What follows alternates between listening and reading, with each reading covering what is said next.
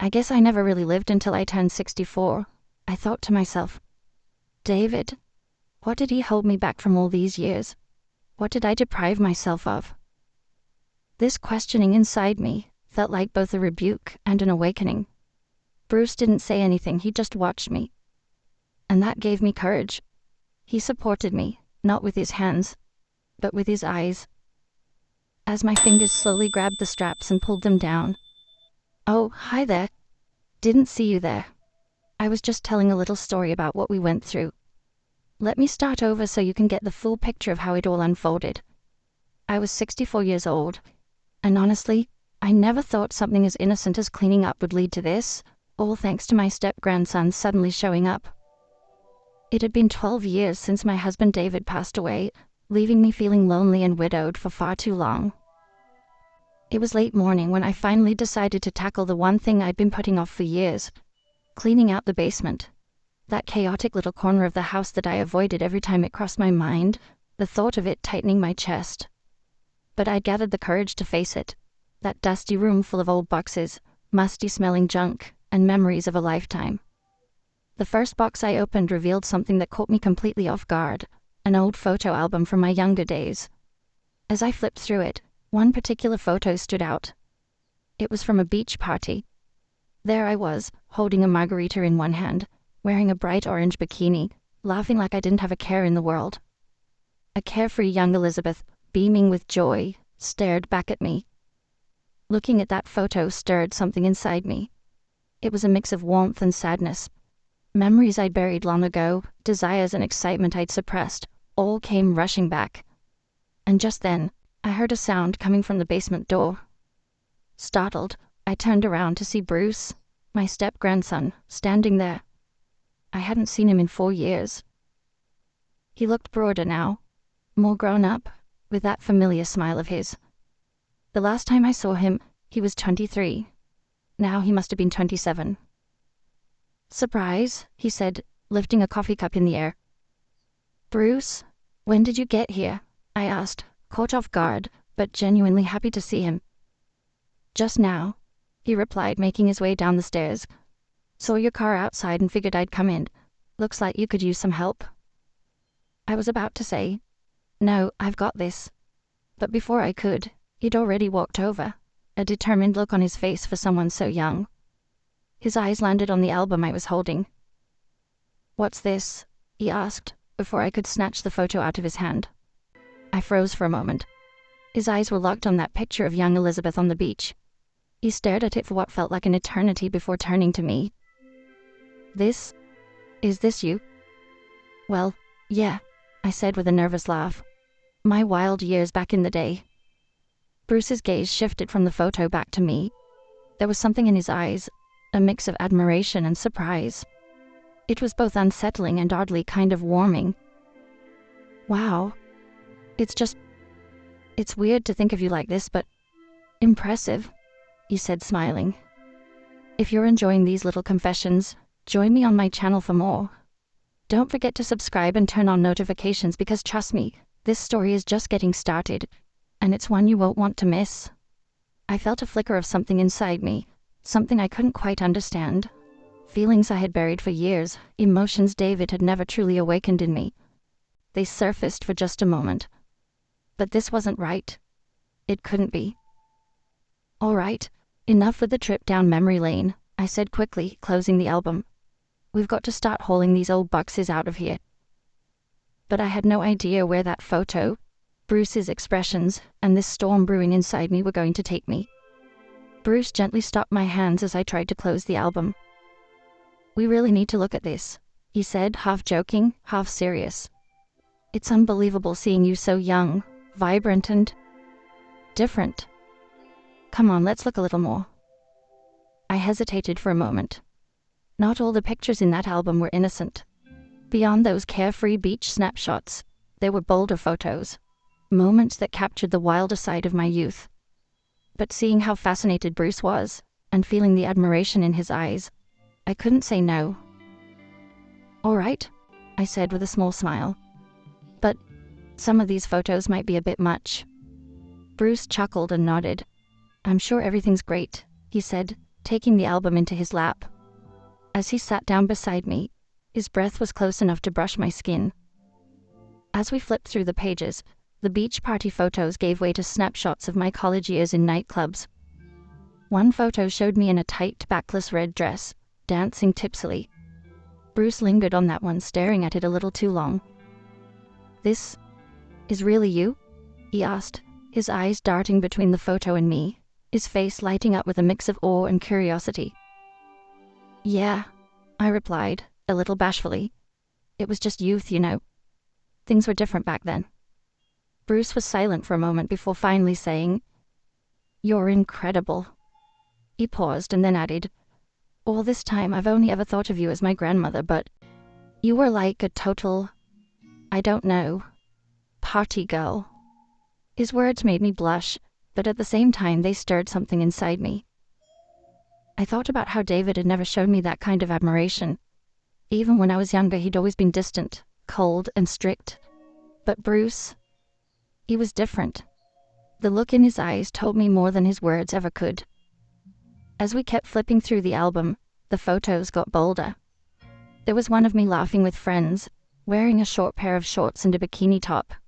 Another showed me dancing in a nightclub in a plunging black dress. Bruce smiled softly and said, "It's a privilege to see these. Even when you were younger, your beauty was breathtaking. David was one lucky man." His words warmed me, but they also made me feel something else, something strange. The more I felt Bruce's attention, his interest, the more I realized there was a pull between us. He was like the kind of man I had dreamed of when I was younger, confident, openly admiring, and eager to discover the parts of me I'd kept hidden. When we reached the last page, Bruce closed the album but didn't move his eyes from me. "Elizabeth," he said in a low voice, "you're truly extraordinary." I was surprised and moved by his words. It had been so long since anyone had looked at me that way or said things like that to me. As my eyes locked with Bruce's, I felt the air between us grow heavier. Something was shifting. Despite the cold, dusty atmosphere of the basement, a warmth rose inside me. Bruce's presence was making me feel young again. At the same time, I had no idea where these feelings were taking me. When Bruce closed the album and turned to me, there was still that deep admiration in his eyes. "Elizabeth," he said, his voice low but completely sincere. "After seeing all those pictures, I have to say this. You haven't aged a day. You still look young and absolutely beautiful." The compliment took my breath away for a moment. Even in my youth, I wasn't used to hearing words like that, especially not from David. My heart beat a little faster, and I felt a slight warmth creeping into my cheeks. "Thank you, Bruce," I said. "But there's no hiding the fact that I've aged. Still." I paused for a moment, gathering my courage before continuing. "Maybe I've gotten older, but I haven't lost touch with my desires. I've never let go of them." Bruce smiled, his green eyes locked on mine, unwavering. "I can feel that," he said. "You're not just beautiful, you're absolutely captivating." I couldn't help but let my eyes wander over his broad athletic frame for a moment. His tall stature, wide shoulders, and slightly curled blonde hair gave him the air of a movie star. But what struck me the most was the confident yet gentle expression in his green eyes. "It's interesting, hearing something like that from someone like you," I said. Smiling faintly, I added, "David was nothing like you. He was always so calm, so distant. He never did anything to truly surprise or excite me. He was a good man, but—" Bruce tilted his head, listening intently. "But not the kind of man you desired, right?" he asked. I thought about looking away, but couldn't. "Yeah," I said honestly. "David was never as exciting or passionate as I wished he could be. I'm not saying he was a bad man, but I always felt like something was missing." Bruce was quiet for a moment before giving me a gentle yet confident smile. "Maybe it's important you realize that," he said. "Maybe now's the time to figure out what fills that void." His words lit a spark inside me. The way this young man was showing interest in me, understanding me, and speaking so confidently, it stirred an excitement I hadn't felt in years. In that moment, I realized Bruce wasn't just different from David. He was also incredibly close to the kind of man I used to dream about in my youth. But I didn't know where these feelings would take me, or if they were even the right direction to go in. After a pause, Bruce stood up and slid his hands into his pockets. His green eyes settled on me again. "I'm gonna put the bike in the garage and come right back," he said with a steady voice. "But don't stay in the basement, Elizabeth. Wait for me in the living room, all right?" The confidence in his tone and the way he took charge left an unusual effect on me. I nodded slightly, agreeing. "All right, Bruce," I said. Bruce walked upstairs with quick steps, and as I watched him go, I found myself thinking about how even his love for his motorcycle was affecting me. I imagined how he might look while working on it or riding it. Energetic, passionate, determined. Exactly the kind of man I used to dream about when I was younger. "He's so much like the person I always imagined," I murmured to myself. "But he's my step-grandson, and yet right now, he's really having an effect on me." I moved to the living room and waited. It wasn't long before Bruce returned holding a bottle of wine. The moment my eyes landed on the label, I recognized it immediately. It was my favorite wine, rosé. I had no idea how he knew or why he thought of it, but once again, I felt a spark ignite inside me. "I got this from the best place I could find," he said with a slight smile. "I hope you like it." "Like it?" I said, surprised. "Bruce, this is my favorite wine. How did you know that?" He shrugged, a look on his face that suggested he didn't really want to explain. "I noticed little things when I was younger. I guess I remembered right." I paused for a moment. The fact that this young man had remembered so much about me was deeply touching. "Bruce," I said softly, "this wine is really special and so thoughtful." "Thank you." He opened the bottle, poured it into 2 glasses and handed one to me. "Then let's share some good memories tonight, Elizabeth," he said. I raised my glass, and we toasted. As I took the first sip, the unique taste of the rosé danced on my tongue, and I couldn't help but keep my eyes on Bruce. As the conversation flowed, I found myself drawn to him, not just for how he looked, but also for the way he thought and carried himself. At one point, when our glasses were nearly empty, Bruce's eyes locked onto mine once again. There was a warmth in his gaze, a pull I couldn't ignore. Inside me, I felt something shifting, a mix of fear and excitement, but I still had no idea where these feelings were leading me. Suddenly, Bruce paused. He set his glass down on the table and turned his eyes back to me. This time his gaze was more determined, more intense. "Elizabeth," he said, his voice low, but filled with emotion he couldn't hide. I looked at him and realized my breathing had quickened. My heart was pounding in my chest. "Yes, Bruce," I whispered, my voice barely audible as if it couldn't manage more. In that moment, Bruce reached for my hand. The warmth of his fingers moving gently over my delicate, slender hand sent a rush of emotions through me. "I know I shouldn't say this, but," he began, "when I look at you, I just can't stop myself. You're not just incredibly beautiful. You're so much more than I ever imagined." His words echoed somewhere deep inside me, and I felt my face flush. "Bruce, you..." I started, but before I could finish, he hesitated for just a moment before leaning in. That moment, my heart felt like it was about to stop. Watching him move closer, I knew I should say no, but I couldn't fight the powerful pull I felt toward him. When his lips touched mine, slow and deliberate, the world seemed to pause for an instant. That kiss. It was gentle but also deep. I felt desires I'd suppressed for years suddenly come flooding back. As his strong hands moved to my waist, I let myself fully surrender to the moment. When Bruce's lips pulled away from mine, I could feel the tension between us lingering in the air. My heart was still pounding like crazy. I looked at him, hoping my eyes could somehow express what I was feeling. But putting those emotions into words seemed impossible. In that moment, driven by an impulse I couldn't ignore, I leaned in and kissed him again. This time it was me making the move. As my lips pressed against his once more, Something inside me felt alive again.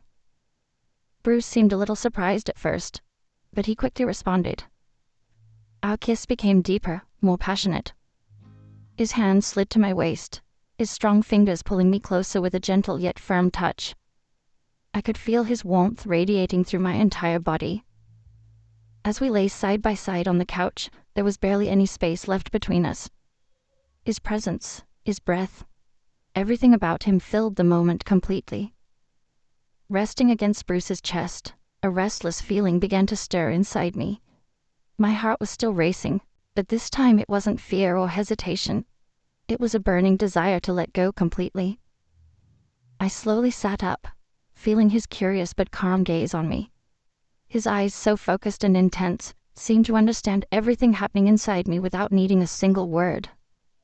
As I stood up, I hesitated for a moment, my heart pounding as I let a bold, powerful urge take over.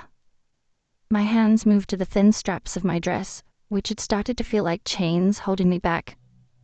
Bruce didn't say a word. He just watched me.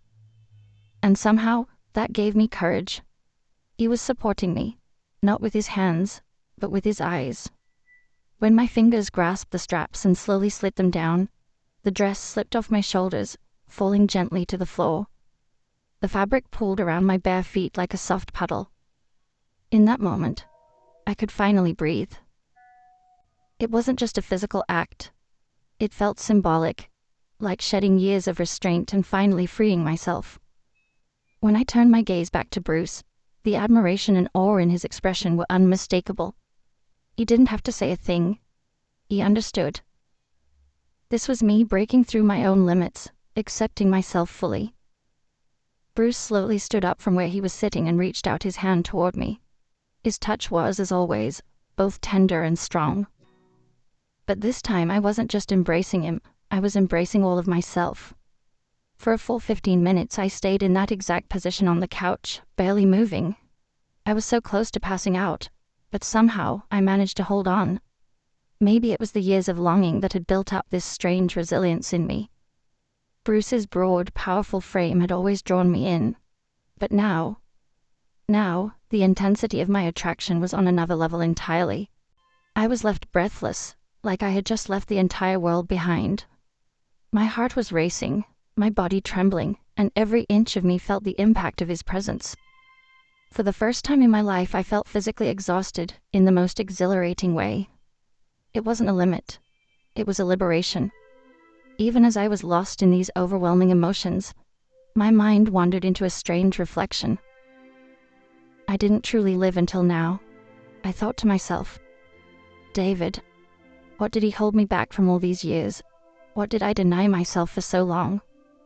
This inner questioning felt like both a quiet rebellion and a long overdue awakening. Bruce, still catching his breath, ran a hand through his hair. Seeing that he was just as affected as I was, somehow comforted me. He gave a faint smile, fixing his tousled hair, and in a low voice he said, "I'm gonna take a shower." In that moment, I felt the sparkle in his eyes, the softness in his voice, and the calm determination behind it all. And just like that, everything became even more real.